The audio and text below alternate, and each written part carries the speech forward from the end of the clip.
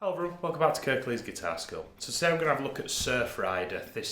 A lot of people recognise this from the Pulp Fiction theme but don't actually realise who it was that did the song originally. So I hope the thumbnail helped get you here. It's a great tune. Let's get into it. Before we do, if you go to the first link in the description, there's a link to our private Facebook group and you can download a full tab for this song completely for free. I will do a playthrough within the next couple of weeks as well. I know a couple of you have been asking in the comments for me to do a demonstration.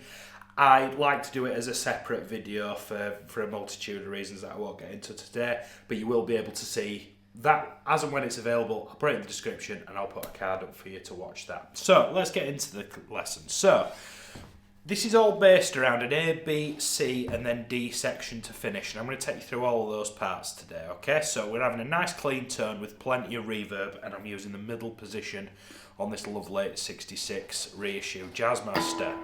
So we're going to start with this Blinky Blonky intro, which is basically a pattern played in 4 different places on the neck. So we're going to start in the A position, 5th fret.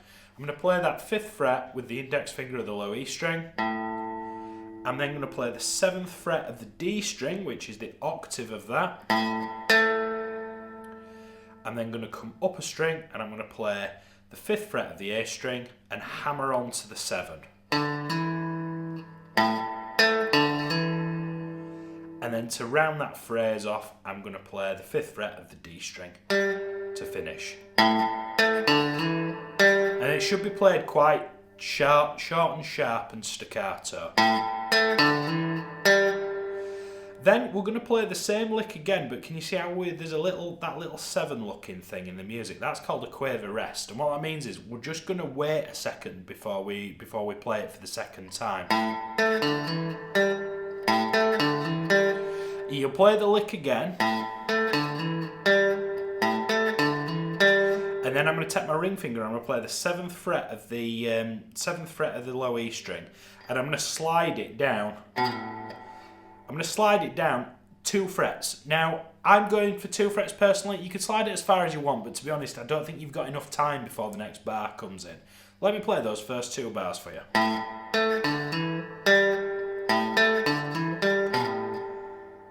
Now, as soon as I get to roughly around 5, if it was 4, it's not the end of the world, but we just want a lot of this kind of with the reverb effect to sort of get that Tarantino kind of vibe that we're going for. I'm then going to go to the 3rd fret and I'm going to repeat the same pattern. So I'm going to play this G note on the 3rd fret, octave. Now you can use your pinky or your ring finger there. I tend to alternate between them. It depends what I'm feeling on the day. Onto the A string, we're going to hammer between fret 3 and fret 5. And then I'm going to play that 3rd fret with the index finger, repeat it, and then I'm going to slide from 5 to roughly 3. Let me play those 4 bars for you.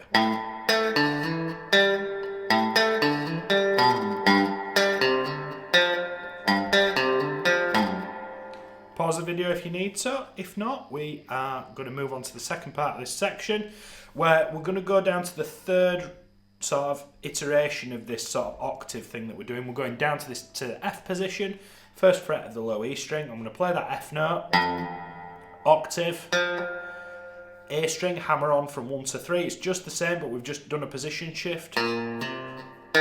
Repeat. Now, it's important to note here, we're going to finish on that 1st fret of the D string, and there's nowhere to slide to, and with good reason, okay, which we'll get to in a second. Let me just play you those 3 variations in situ.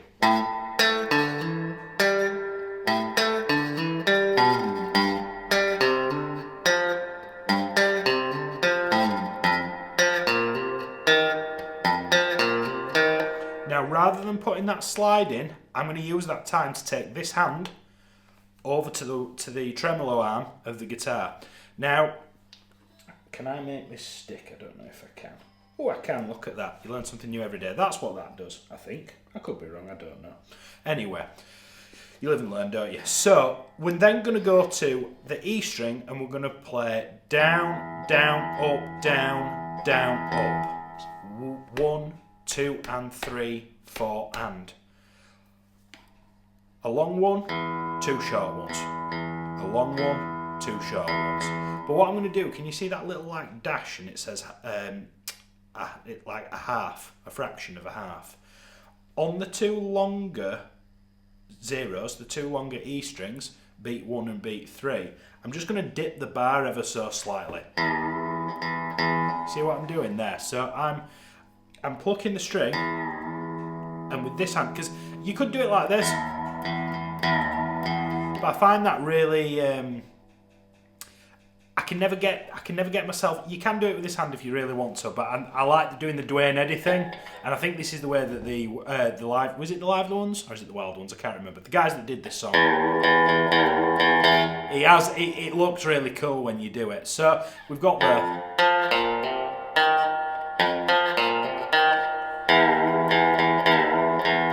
And then we do a descending run, 2nd fret, open on the D, 3rd finger on the 4th fret of the A string, and walk it down. Let me play all that for you.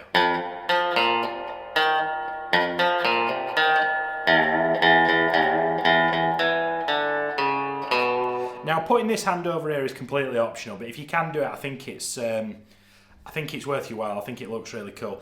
And that's assuming that your tremolo will stay in position. This one's kind of thinking about it. I was practicing it on my Strat last night before coming in today to do this video, and it's really loose as the tremolo on my Strat, so I found doing it with the right hand was better. Entirely up to you, whichever way you see fit. Okay, that's the A section of the song. Now would be a really good time to go and download the PDF and work through those 8 bars, because that's going to come round 3 times, I think, in the song. If we're good so far, let's have a go at the next bit. Now this is the bit where you can sort of see in the film, you know, I've sort of visions of Vincent Vega, the character that John Travolta plays, you know, sort of with the briefcase and the gun and doing all that sort of business. This is the main kind of hook of the song, and it's all based around an A minor chord. So I'm going to fret an A minor. But I'm going to fret an A minor, but I'm going to leave the index finger off for now, because we're going to pick through the chords. So you've got open A, 2nd fret on the D, 2nd fret on the G, then we've got an open B. So you're going to play that open B, and then I'm going to put that finger on there. So, yeah. Now notice how the first two notes of that bar are quavers. So that those two are a little bit faster than the others. So it's 1 and 2, 3, 4. Then you're gonna have a little quaver rest moving into the next bar.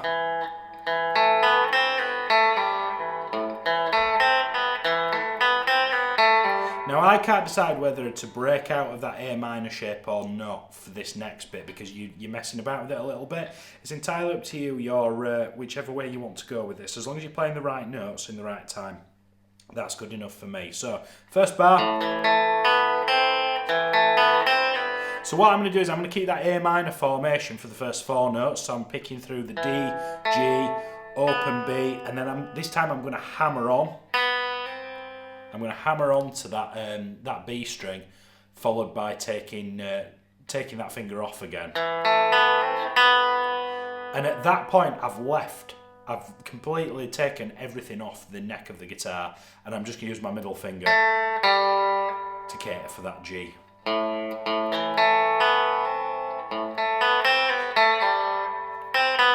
Now I can be guilty of pulling off on here too many times. I think it doesn't really matter. I think some of the times they do it, sometimes they don't. It just try not to get too wrapped up in stuff like that. Just as long as you're making music and it sounds like the song, just keep going, it's fine. So you've got 2 bars around A minor. We're then going to go to this, which is all based around an F. So looking at bar 3, I'm going to use the ring finger on the 3rd fret of the D string, 2nd finger on the 2nd fret of the G, and then open B, and then I'm going to put the first finger on. Now you can hammer that if you want. I don't think they're doing it on the record. And that's 1, 2, 1, 2, 3, 4. And then we do the same variation again. You're going to play through the chord 3, 2, 0, 1, but hammer from the 0 to the 1. Open, 2nd fret, open open G again. So you see how it's all kind of, this song's built up of various little riffs kind of coming in and out. So you've got,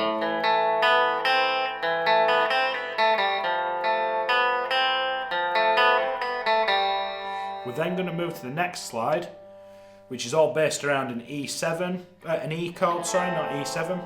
So you can fret that E shape if you want. We've got open E, followed by 2nd fret on the D, 1st fret on the G, open B. Now sometimes I pick this A string by mistake. If you're doing that, just keep going round and round and round it, it'll come. At this point, I'm going to let go completely. I'm going to slide into the 5th fret of the B string. Now, roughly from the 3rd fret, there's always a good rule of thumb that if you're sliding into a note and it doesn't tell you where to slide from, 2 frets is a good barometer for that, okay? So we're going to slide into 5 of the B. We've got 2 open E's with a down and up. And then I'm going to walk back down the E minor pentatonic. So we've got 3rd fret of the B string, open B string, 2nd fret of the G, open G. Then I'm going to hit a big A minor. I'm then going to go to another A minor, which I'm going to bar the fifth frets of the G, B and high E strings. If that's all you can do in this chord, great, just play those. If you're feeling super fruity, you can put that 7th fret of the D string on top of it as well. It's like a little bar chord. Or you can play the sort of old-fashioned one if you want, but sort of focus on the top 3 strings. So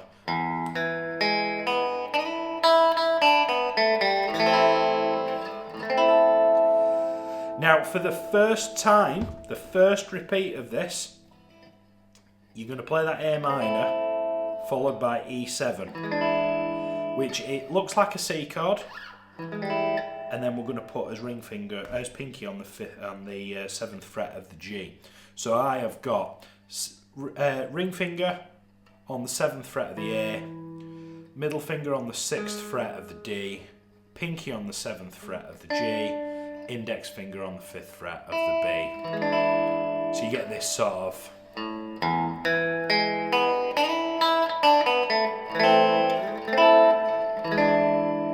and if you can work the bar into that, by all means please do.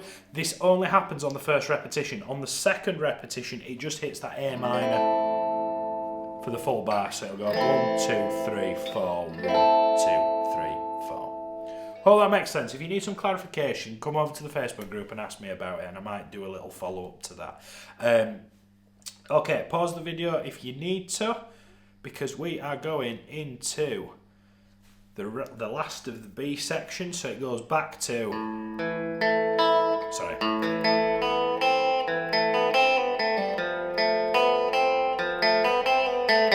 Nothing new here, we've already done that. And then it finishes just like it did previously.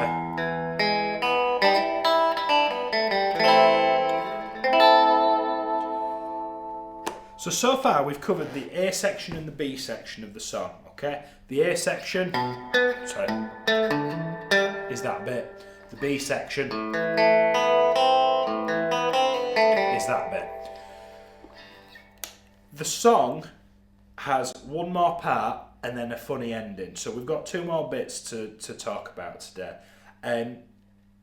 What I need you to do, go download the tabs for this and try it with the record, and you'll see how we'll do A section, B section, A section, B section, C section, B section, A section, B section, C section, D section. And it's the, depending on the kind of guitarist you are and how you process information, I think of it as 4 bits, and I just memorise the structure because I know the song. If you're one of those players, great, welcome, you're thinking about it like I am. Some people need it in black and white and in front of them, and if you're one of those people, go get the tab. It's not going to cost you anything, and it's really going to help you out, okay? Right, moving on to the C section, wherever the C section is. Oh, it's here. Right, okay. So this bit uses the 7th chords again, but it uses them in the upper register in a really kind of interesting way. So it's all based around 2 chord shapes, is this. So I'm going to use the index finger. I want you to think of this in groups of 3. So we're gonna pre-place the first 3 notes of this. Okay. So my index finger is going to be on the 5th fret of the high E string. My pinky is going to be on the 8th fret of the B string, and then my middle finger is going to be on the 6th fret of the G. And I'm going to pick through this with a up, down motion. So I'm going to pick through it.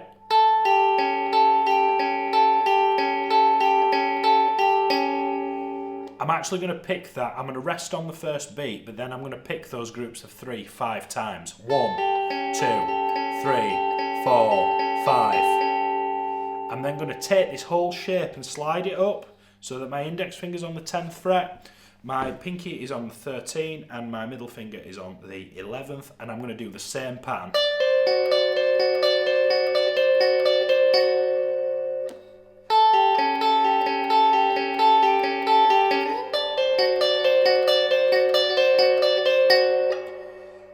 Getting to that shape after you've spent ages doing cowboy chords just takes a little bit of practice, so I'd recommend some muscle memory work around that, okay? So pause the video if you need to. If you're okay, we're going to have a look at the next bit, which is this cool little lead bit. So what I'm going to do is I'm going to bar the 13th fret of the high E string and the B string together. I'm going to strike both of those with a short, sharp downstroke, and then I'm going to hammer onto the 15th fret. Once I'm there, I'm then going to do 2 more downstrokes. Yeah? I'm going to do that twice. I'm then going to break the bar, hammer from 13 to 15 on the B with a downstroke. I'm then going to play the 13th fret of the high E string. I could keep the bar actually, yeah, let's keep the bar. So hammer from 13 to 15 on the B. Upstroke on the high E string, which is already on the 13. We're going to do that twice. On the second time, I'm going to catch that 15. Because we just need to get that extra note in there. Let me play those first 2 bars.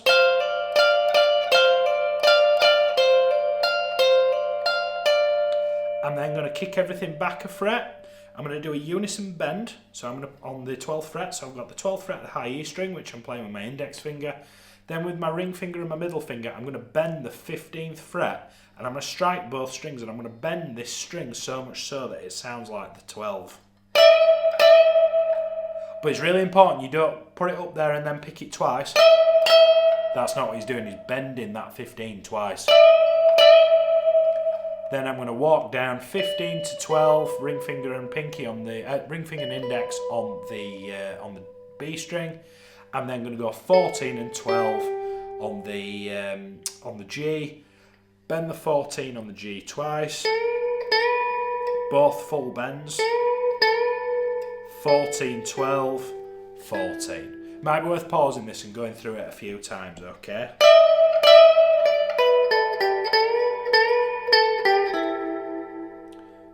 Really nice and tasty, tasty pentatonic lick there. Let me play all of that.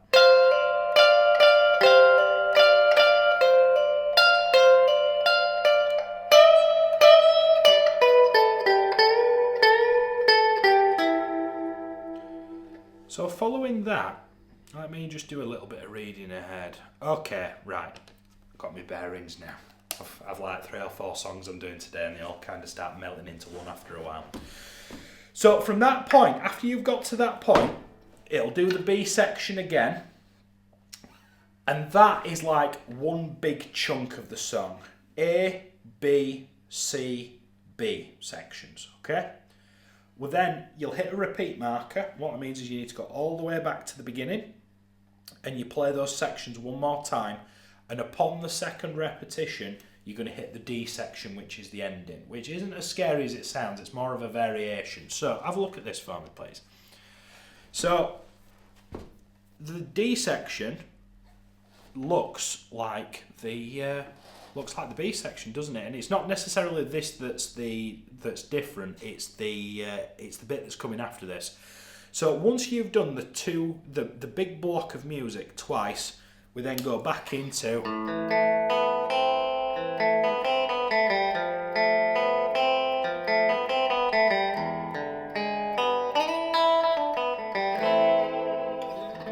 See the repeat markers, those funny looking brackets at either side of the music. So we go back to the top again.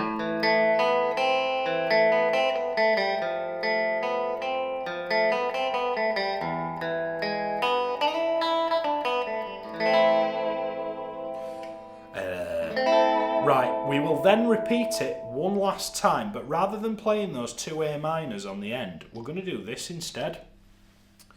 It's going to do what's called a RAL, where the best way I can describe a RAL, imagine, you'll hear it in music sometimes, where at the end of a piece of music, the whole band come to this sort of really slow stop. If you imagine a train pulling into the station, a train gradually slows down on the run up to the station, doesn't it?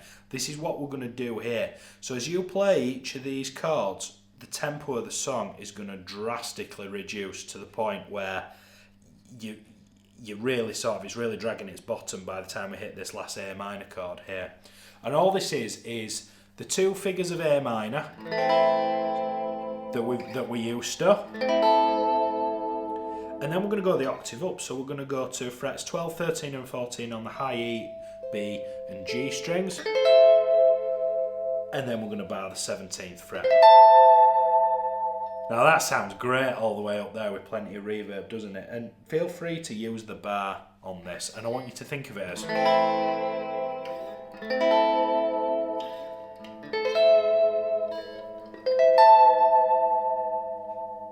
and that's how the piece finishes. So once again, go to the Facebook group, download the PDF. It's really going to help you piece all this together. If you're not quite sure when I'm talking about A sections, B sections, C sections, having it's a 3-page document, print it out, go through it with a pencil, and you'll see it in front of you, and once you hear the song against it, it'll make a lot more sense. Tones. So today I've got the Jazzmaster out, which is Jazzmasters and Jaguars is what those kind of bands used back in the day, and I'm using my 65 reissue Princeton.